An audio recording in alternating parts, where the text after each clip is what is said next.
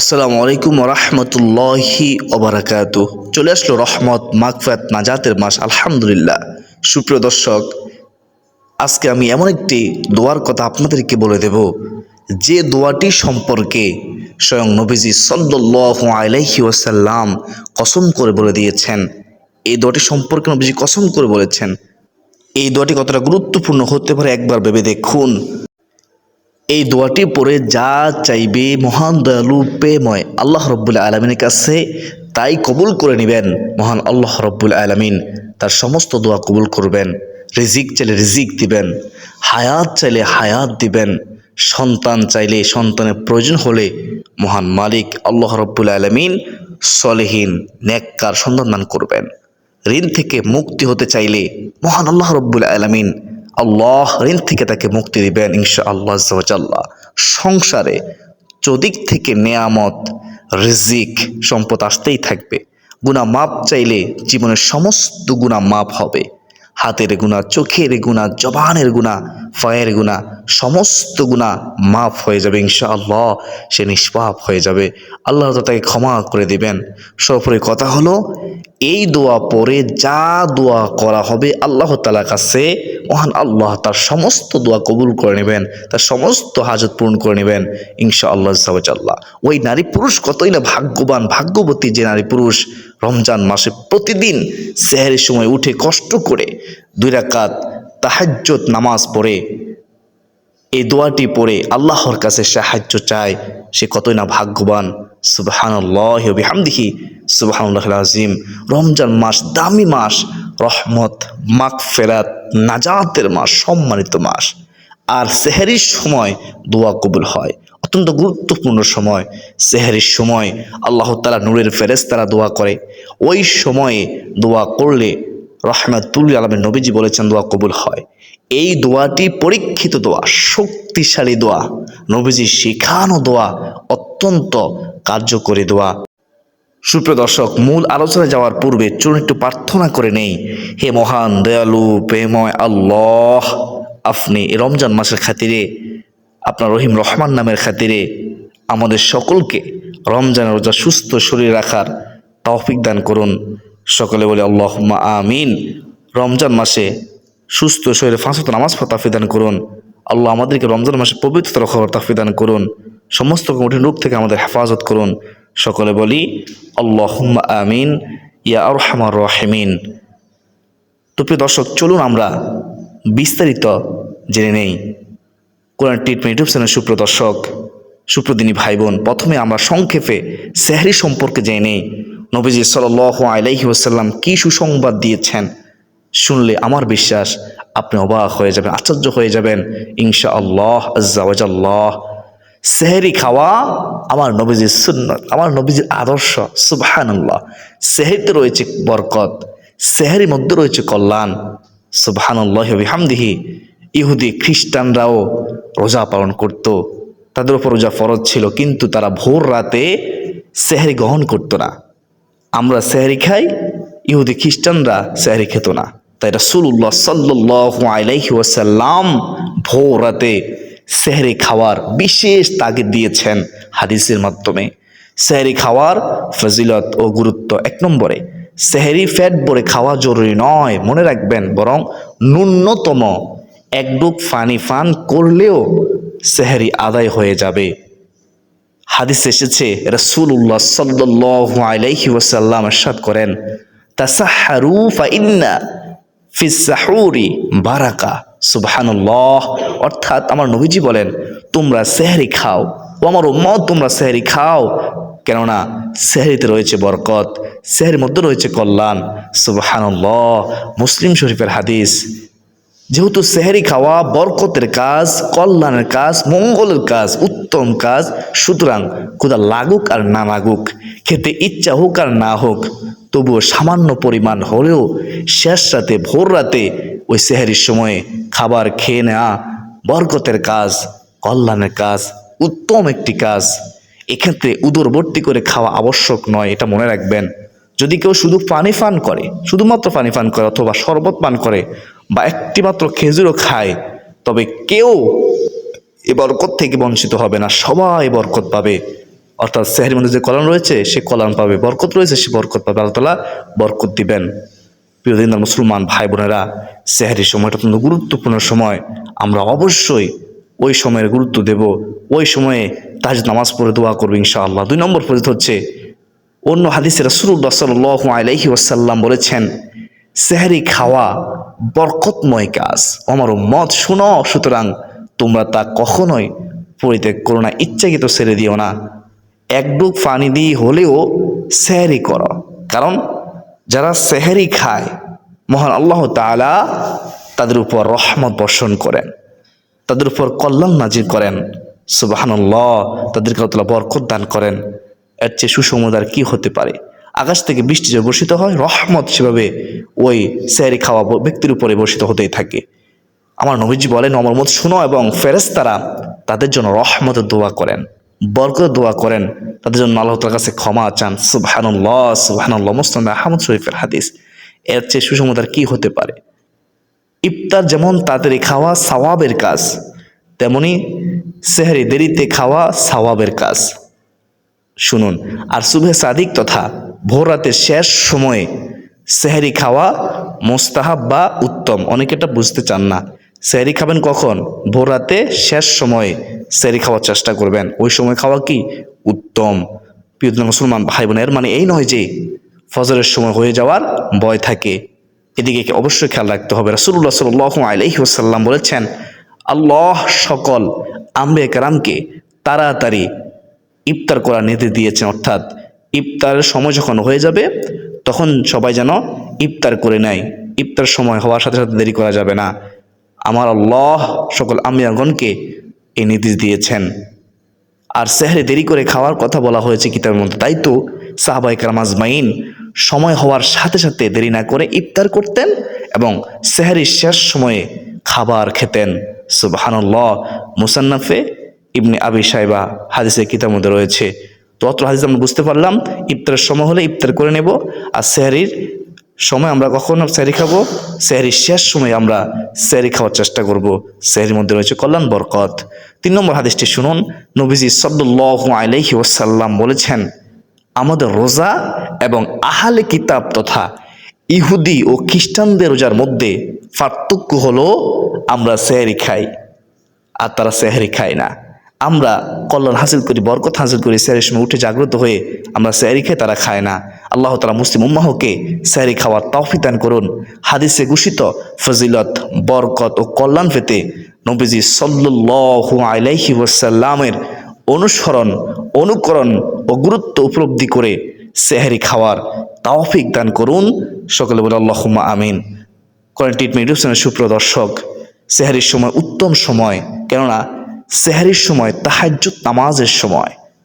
ওই সময়ে স্বয়ং আল্লাহ রাব্বুল আলামিন দুনিয়ার প্রথম আসমানে নেমে এসে ফজর পর্যন্ত দুনিয়ার মানুষকে ডাকে থাকেন ক্ষমা করার জন্য, সাহায্য করার জন্য, দোয়া কবুল করার জন্য, বিপদ থেকে মুক্তির জন্য।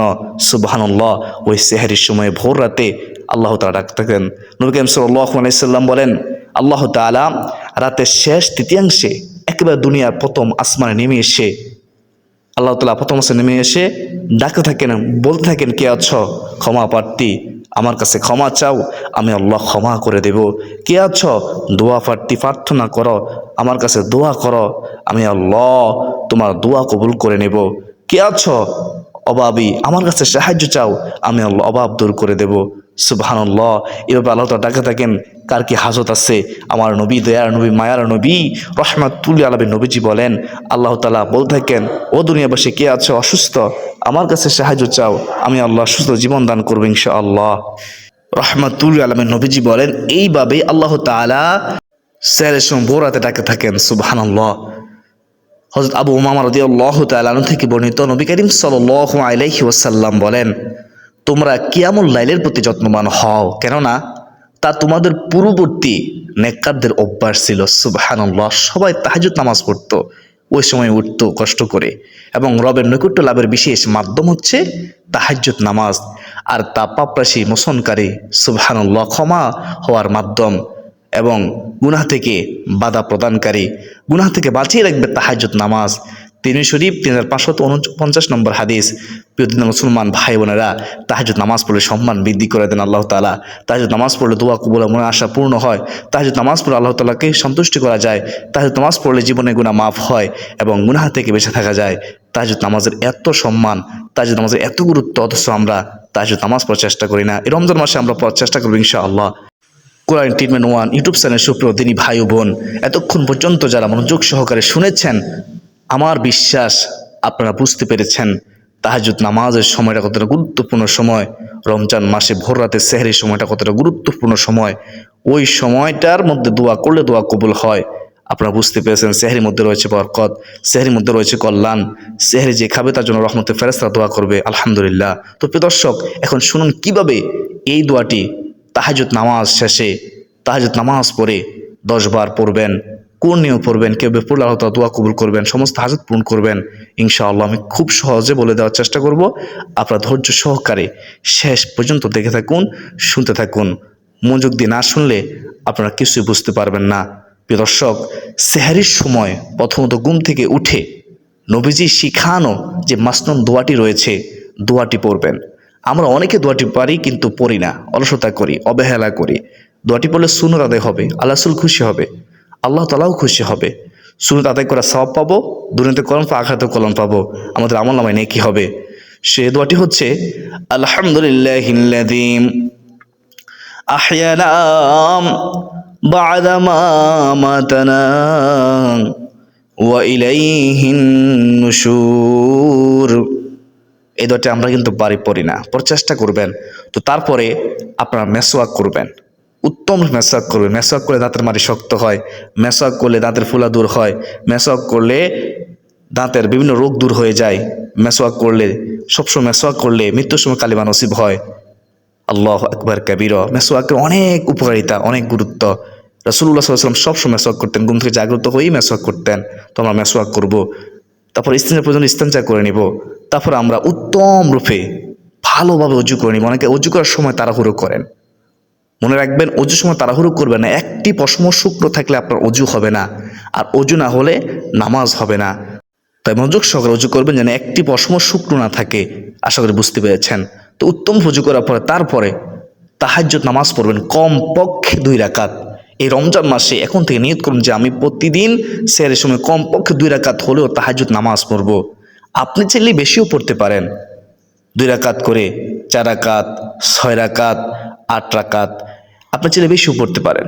তবে কমপক্ষে 2 রাকাত নামাজ আপনি ছাড়বেন না। এই পবিত্র রমজান মাসে প্রতিদিন যখন ভোরাতে সেহরি খেতে উঠবেন, কষ্ট করে আপনি উত্তম ওযু করে 2 রাকাত তাহাজ্জুদ নামাজ পড়ে নেবেন। একেবারে সহজ নিয়ম বলে দেব। নিয়তটি হলো, আমি আল্লাহ তাআলাকে সন্তুষ্টি করার জন্য তাহাজ্জুদ নামাজ পড়ার নিয়ত করলাম, আল্লাহু আকবার। অনেকে মনে করে নিয়ত আরবিতে করতে হবে, আরবিতে করতে হবে এমন বাধ্যবাধকতা নেই। আমি এখন যে বলেছি এভাবে নিয়ত করলেই হয়ে যাবে। আবার অনেকে মনে করে মুখোচ্চারণ করতে হবে। যদি আপনি মুখোচ্চারণ করেন ভালো, না করলে কোনো সমস্যা নেই। যদি আপনি মনে মনেও সংকল্প করেন যে আমি আল্লাহ তাআলাকে সন্তুষ্টি করার জন্য তাহাজ্জুদ নামাজ পড়া নিয়ত করলাম, আল্লাহু আকবার, এভাবে মনে মনে সংকল্প করলেও হয়ে যাবে। তো নিয়ত করার পর আল্লাহু আকবার বলে আপনি হাত উঠাবেন, তারপরে হাত নামিয়ে হাত বাঁধবেন। মহিলারা বুকের মধ্যে হাত বাঁধবেন, পুরুষেরা নাভির নিচে হাত বাঁধবেন। তারপরে সানা পড়বেন, সুবহানাকা আল্লাহুম্মা ওয়া বিহামদিকা ওয়া তাবারাকা ইসমুকা ওয়া তাআলা জাদ্দুকা ওয়া লা ইলাহা গায়রুক। সানা পড়ার পরে তারপরে আউযু বিল্লাহি মিনাশ শাইতানির রাজিম ও বিসমিল্লাহির রহমানির রহিম সহকারে সূরাতুল ফাতিহা পড়বেন। তারপর সূরা ইখলাস 3 বার পড়বেন। আমার সাথে পড়ুন, একবার পড়ুন, 10 পারা কোরআন কারীম পড়া সওয়াব পেয়ে যাবেন, প্রতি হরফ বিনিময়ে 10 টাকা নেকিও পেয়ে যাবেন। আর রমজান মাসটাও তো 170 হয়ে যাবে। সুবহানাল্লাহ। বিসমিল্লাহির রহমানির রহিম। কুল হুয়াল্লাহু আহাদ আল্লাহুস সামাদ লাম ইয়ালিদ ওয়া লাম ইউলাদ ওয়া লাম ইয়াকুল লাহু কুফুয়ান আহাদ। এ হচ্ছে সূরা ইখলাস। এই সূরা ইখলাসটি প্রতি রাকাতে সূরা ফাতিহার সাথে 3 বার পড়বেন। তারপর আপনি নামাজ আদায় করে নেবেন, রুকু দিবেন, সিজদা দিবেন, রুকুতে সোজা হয়ে দাঁড়াবেন, দুই সিজদার মাঝখানে বসবেন, বসে দোয়াটি পড়বেন, আল্লাহুম্মা গফিরলি ওয়ারহামনি ওয়াহদিনি ওয়াজবুরনি ওয়াআফিনি ওয়ারযুকনি ওয়ারফানি। রুটি না পারে কোনো সমস্যা না, তবে দুই সিজদার মাঝখানে বসতে হবে, ওয়াজিব ইচ্ছাকে তরক করে নামাজ হবে না। তো সিজদার মধ্যে আবার আপনি সিজদা তাসবিহ পড়ে সুবহানা রাব্বিয়াল আলা কমপক্ষে 3 বার পরে আপনি সিজদার মধ্যে দোয়া করবেন। নিজের বাসায় দোয়া করতে পারেন, অথবা এই দোয়াটি পড়তে পারেন, রব্বানা আতিনা ফিদ দুনিয়া হাসানাতাও ওয়া ফিল আখিরাতি হাসানাতাও ওয়া কিনা আযাবান নার। আপনি সিজদার মধ্যে আল্লাহ তাআলা শিখানো দোয়াটি একবার হলো পড়বেন। তারপর আপনি নিজের বাসায় দোয়া করতে পারেন, যা প্রয়োজন সিজদায় অবশ্য দোয়া করবেন। আপনি সিজদা দিয়েছেন, আল্লাহ তাআলা কুদরতি কদর মধ্যে আমার নবীজি বলেন, সিজদা যখন বান্দা যায় তখন যা দোয়া করা হয় আল্লাহ তাআলা কবুল করেন, ফিরিয়ে দেন না। তাই আপনি সিজদায় অবশ্য দোয়া করবেন। তাহাজ্জুদ নামাজের সময় যখন আপনি সিজদায় যাবেন, সিজদা তাসবিহ প্রথমত পড়বেন, তারপর দোয়া করবেন। নিজের বাসায় দোয়া করতে হবে। আশা করি সকলে বুঝতে পেরেছেন কীভাবে সিজদা দোয়া করতে হয়। তো এভাবে আপনারা পবিত্র রমজান মাসে ভোর রাতে সেহরির সময় আপনারা 2 রাকাত তাহাজ্জুদ নামাজ পড়ে নেবেন। তারপরে তাহাজ্জুদ নামাজ শেষে 3 বার দুরুদে ইব্রাহিম পড়ে নেবেন ইনশাআল্লাহ। মোহাব্বতের সাথে পড়বেন। মনে রাখবেন, দুরূদ শরীফ না পড়লে আপনার দোয়া আমল ঝুলন্ত অবস্থায় থাকবে আসমান ও জমিনের মধ্যবর্তী স্থানে, যতক্ষণ আপনি দুরূদ শরীফ না পড়বেন। তা আমাদের প্রত্যেক উচিত হবে মোহাব্বতের সাথে দুরূদ শরীফ পড়া, সম্মানের সাথে পড়া। দুরুদ ইব্রাহিমটা হচ্ছে আল্লাহুম্মা সাল্লি আলা মুহাম্মাদিন ওয়া আলা আলি মুহাম্মাদ কামা সাল্লাইতা আলা ইব্রাহিম ওয়া আলা আলি ইব্রাহিম إنك حميد مجيد اللهم بارك على محمد وعلى آل محمد كما باركت على إبراهيم وعلى آل إبراهيم إنك حميد مجيد। এই দুরূদ ইব্রাহিমটা 3 বার পড়ার পরে তারপরে আপনারা এই দোয়াটি পড়বেন 10 বার। اللهم إني أسألك بأن لك الحمد اللهم إني أسألك بأن لك الحمد لا إله إلا أنت لا إله إلا أنت الحنان المنان حنان المنان بديع السماوات والأرض بديع السماوات والأرض بديع السماوات والأرض يا ذا الجلال والإكرام يا ذا الجلال والإكرام يا حي يا قيوم أسألك। এ হচ্ছে ইসমে আজম। এ দুটি সম্পর্কে নবীজি কসম করে বলেছেন দোয়া কবুল হবেই হবে, নিশ্চিত দোয়া কবুল হবে। তো এই দোয়াটি মোহাম্মতের সাথে 10 বার পড়বেন, দুরূদ ইব্রাহিম 3 বার পড়ার পরে। আমি সম্পূর্ণ আবার একবার বলতেছি, খেয়াল করুন। আল্লাহুম্মা ইন্নী আসআলুকা বিআন্না লাকাল হামদা লা ইলাহা ইল্লা আনতাল হান্নানুল মান্নানু বাদিউস সামাওয়াতি ওয়াল আরদি ইয়া যাল জালালি ওয়াল ইকরাম ইয়া হাইয়্যু ইয়া কাইয়্যুম আসআলুক। আলহামদুলিল্লাহ। এই দুটি অর্থপ্রতি খেয়াল করুন, অনেক চমৎকার অর্থ। হে আল্লাহ, আমি তোমার কাছেই প্রার্থনা করছি, কারণ তোমার জন্য সব প্রশংসা। তুমি ছাড়া প্রকৃত পক্ষে কোনো মাবুদ নেই, কোনো ইলাহা নেই। তুমি সবচেয়ে বড় দয়ালু, বড় দাতা। তুমি আসমান জমিনের স্রষ্টা। হে মর্যাদা ও দানকারীর মালিক, হে চিরঞ্জীব, হে প্রতিষ্ঠাতা, আমি তোমার কাছেই প্রার্থনা করি। সুপ্রদিনী ভাই বোন, তারপর সর্বশেষ আপনারা মুনাত করবেন চোখের পানি ছেড়ে দিয়ে, আল্লাহ তাআলার কাছে রিজিক চাইবেন, আল্লাহ তাআলা রিজিক দিবে। ঋণ থেকে মুক্তি চাইবেন, আল্লাহ তাআলা ঋণ থেকে মুক্তি দিবে। সন্তান চাইবেন, সন্তান দিবে। আপনার যা প্রয়োজন সব কিছু আল্লাহ তাআলার কাছে বলবেন চোখের পানি ছেড়ে দিয়ে, বিশ্বাস রেখে বলবেন যে আমার আল্লাহ আমাকে ফিরিয়ে দিবেন না, কারণ আমি এমন এক মুহূর্ত দোয়া করেছি তাহাজ্জুদের সময় দোয়া কবুল হয়। আমার আল্লাহ আমাকে সাহায্য করার জন্য ডাকতেছেন, ক্ষমা করার জন্য ডাকতেছেন, রিজিক দেওয়ার জন্য ডাকতেছেন। অবশ্যই আমার আল্লাহ আমার দোয়া কবুল করবেন। এই আশা নিয়ে, মনে বড় আশা নিয়ে আপনি দোয়া করবেন, আদবের সাথে, সম্মানের সাথে, এদিক সেদিক তাকাবেন না। ইনশাআল্লাহ চাওয়ার মতো চাইলে আল্লাহ তাআলা আপনাকে ফিরিয়ে দিবেন না। আল্লাহ তাআলা আপনার সমস্ত দোয়া কবুল করে নেবেন, মনে আশা পূর্ণ করবেন, অভাব দূর করবেন, রিজিকের পথ প্রশস্ত করবেন, ঋণ থেকে মুক্তি দিবেন, বিপদ আপদ থেকে মুক্তি দিবেন ইনশাআল্লাহ। চাওয়ার মতো চাইলে অবশ্যই দান করবেন। আল্লাহ তাআলা আমাদের সকলকে আমল করার তৌফিক দান করুন। সকলে বলি আল্লাহুম্মা আমিন। অবশ্যই ভিডিওটি শেয়ার করে দিবেন যাতে সবাই জানতে পারে, শিখতে পারে, আমল করতে পারে ইনশাআল্লাহ।